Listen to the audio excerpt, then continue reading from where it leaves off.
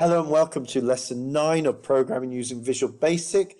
We're going to look at loops again, but this time we're going to look at do loops. We're going to identify and describe what do loops are, and we're going to explore the use of do loops in programming.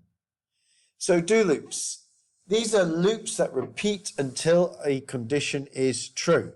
So for example, the syntax would be do while condition, statement to be repeated, and keep looping until it's been met. Or do statement to be repeated, loop until condition. In this first case, the condition is checked before the loop, so the loop may never be executed. In the second, the condition is checked after the loop, so the loop will be executed at least once. So let's have a quick look. We're going to create a Visual Basic Windows format. Next, we're going to call this loops2, and I'm going to create my project. And in this case, I'm going to write a program that will allow the user to enter a list of names, adding each one to a list until the name XXX is added. Okay, so I'm going to add a list box. I'm going to add a button which says input names, like so.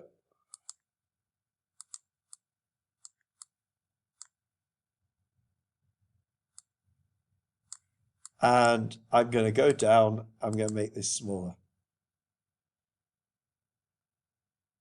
So the rogue value is the value we want to watch out for, which is going to be XXX, okay?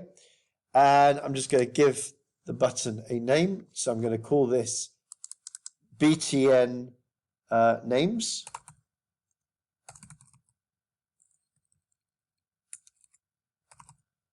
Okay, and the list will be LST names, and we're just going to say click here on the button,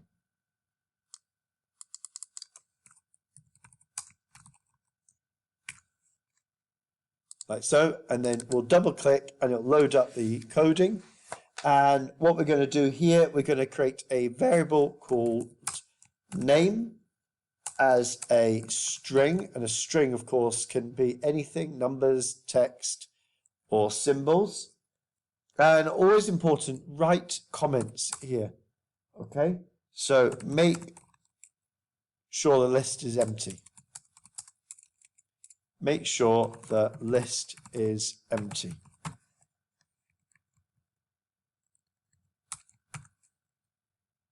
And so we need to make this list box empty. So LST names.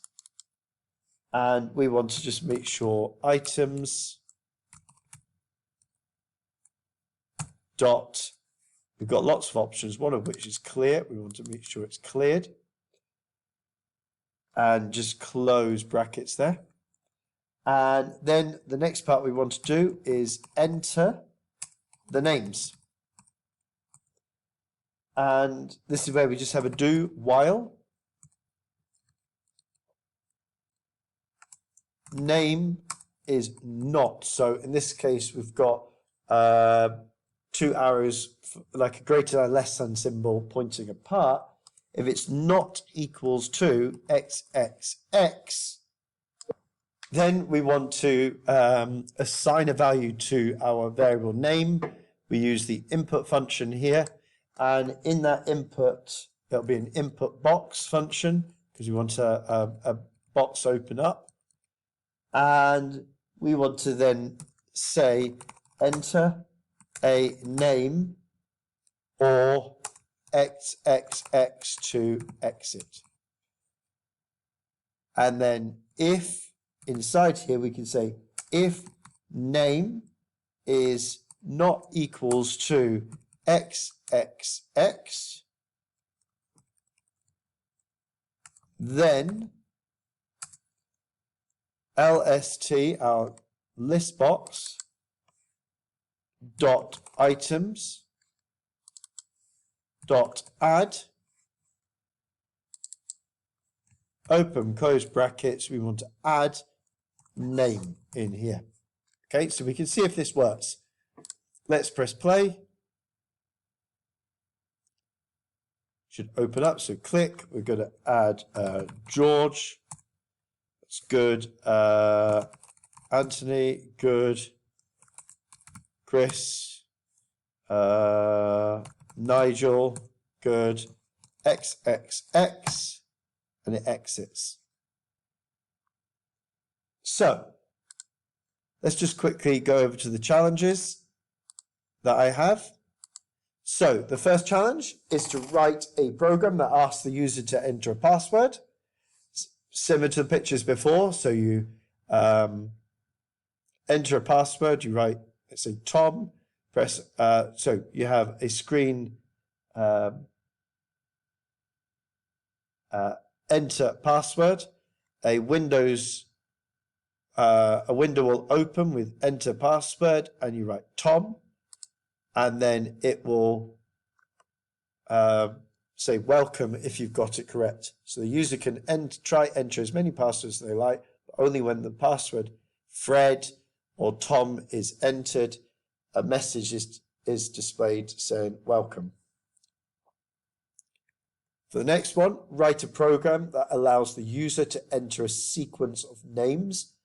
Only those names beginning with the letter G are added to the list. So use a suitable rogue value like XXX to end the program. So if it doesn't start with a G, you don't enter it to the list. And a very short summary, a loop is a section of programming code that is repeated a number of times. If the number of iterations is known, use a for next loop. If the loop is to be repeated until a condition is true, use a do while or do until loop. A rogue value is an item of data that is used to indicate the end of a sequence of data. Good luck, Northanger students, with the challenges. I look forward to seeing you next time.